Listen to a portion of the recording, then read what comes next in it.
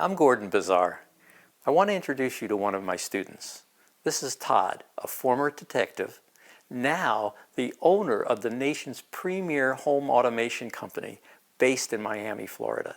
He was able to use the knowledge he gained from my Bizar Financing course to buy a multi-million-dollar business.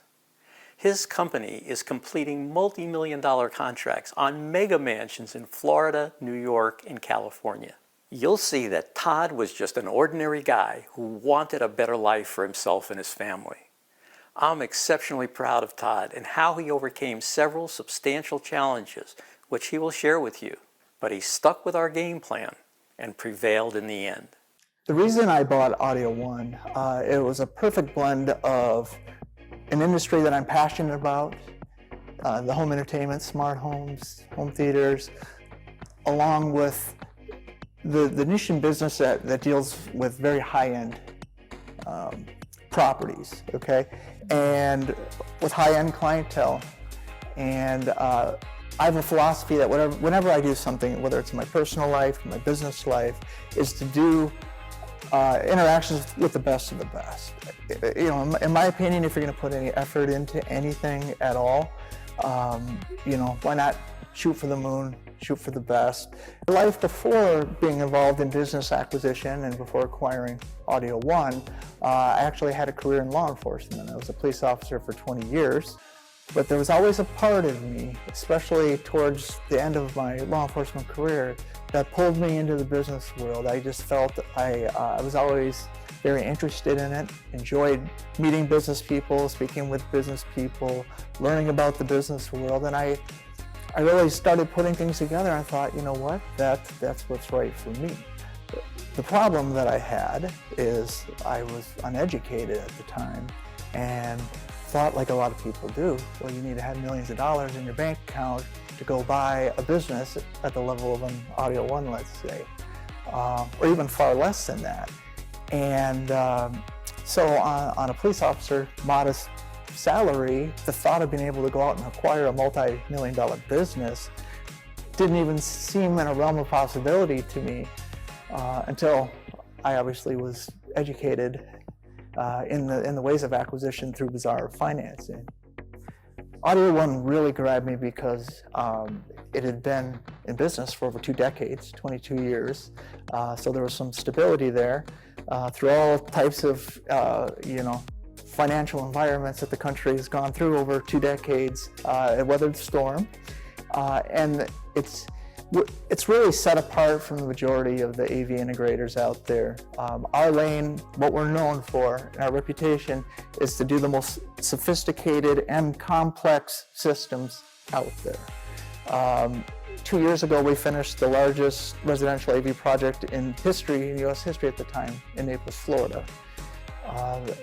I really liked that the founder had a background in the entertainment industry and dealing with you know, celebrity clients and very high net worth individuals, and that was the lane that Audio One went into very quickly with the founder's background in the entertainment business.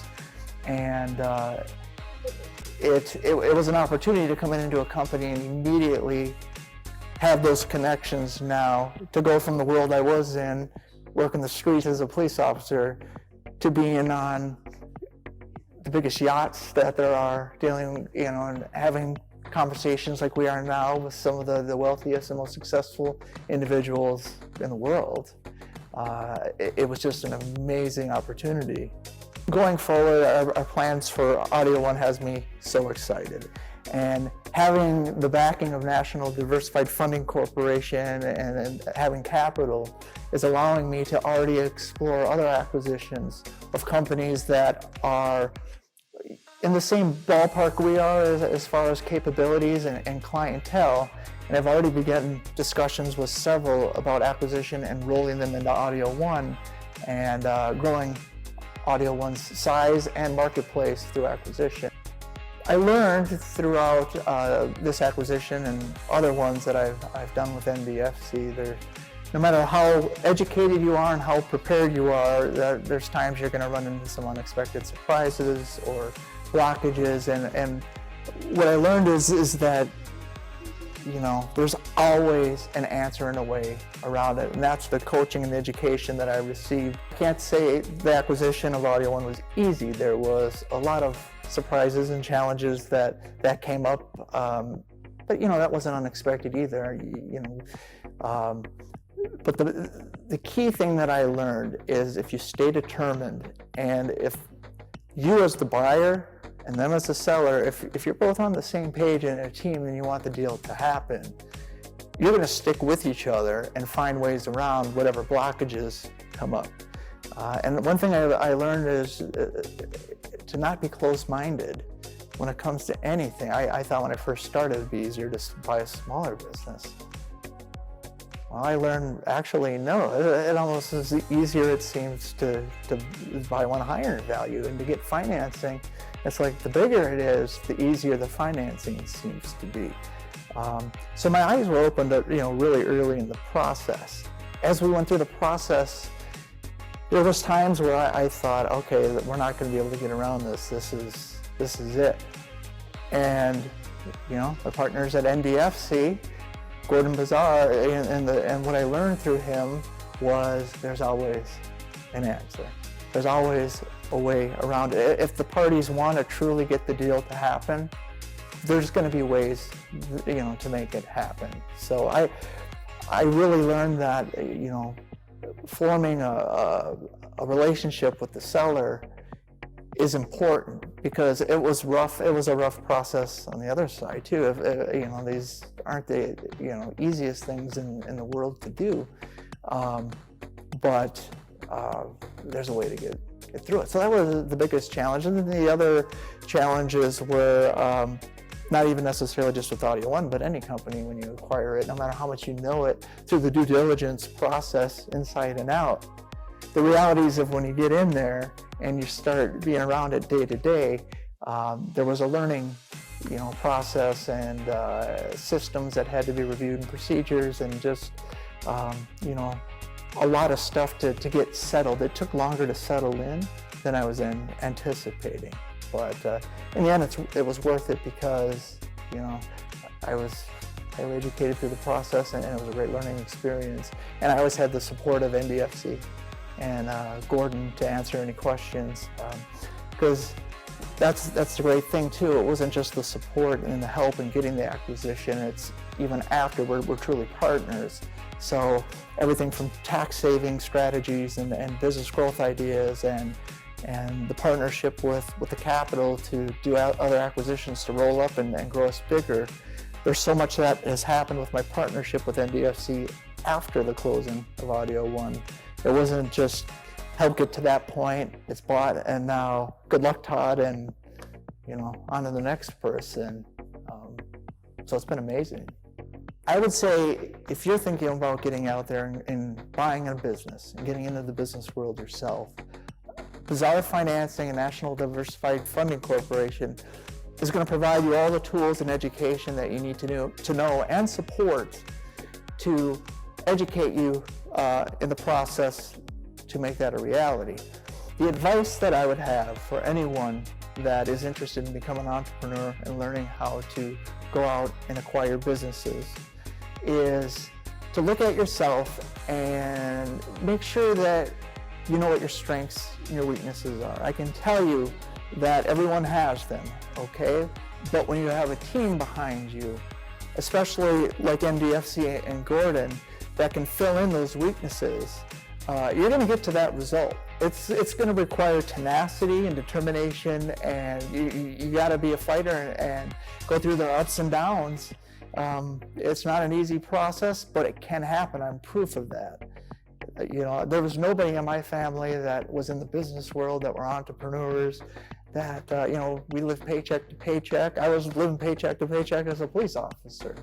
But I discovered that if you want something bad enough and you go out and you find the right people to support you and make it happen, I'm proof that it can happen. So my life is quite different now, now that I've learned the art of business acquisition, own a preeminent multi-million-dollar AV company. My life is drastically different, but what didn't change is just my personality and my belief in myself, that I'm one that can take on challenges, that you know, I'm going to fight to the end, I'm going to get through anything, I'm competitive, and just the I guess inner belief that things might challenge me, but that's a good thing, and I trust myself to take it on. And so I was proud of myself, of course, when I was successful in acquiring Audio One. The surprise that I got, that excites me now as we sit here today, is it opened my eyes up to a new ballgame, even above what I thought I was playing in with Audio One. Is I've learned how to do acquisitions now, everything from e-commerce to assisted living facilities and everything in between. I've learned I didn't have to just focus on the AV industry, that the tools and the skills that I've learned, you know, carry over to doing other acquisitions. And I've realized the importance of growth as a company through acquisition. I mean, everyone wants to take internal processes to, you know, have a better return on their books in the end of the year. But what I learned is the quickest way to growth is through acquisition, and you're adding cash flow, significant cash flow, by acquiring the right companies, which is a quicker way to growth than just all the internal things that we can do. So anyone doing the program, I expect you to have your eyes, you know, get widened, and you're going to learn things that you didn't even think were possible. I didn't ever think I would be involved in partnering with a private equity company and doing so many acquisitions that it's going to lead to an IPO down the line. You asked me a few years ago when I was an officer if I'd ever be involved in helping an IPO, I would have said you're crazy. Now I'm the crazy one thinking that I was so short-sighted and narrow-minded. I still get a little emotional every time I hear his story, because it's why I do what I do. It's for people like this who just need a fighting chance. I love to be a part of people's success stories and truly hope to be part of yours.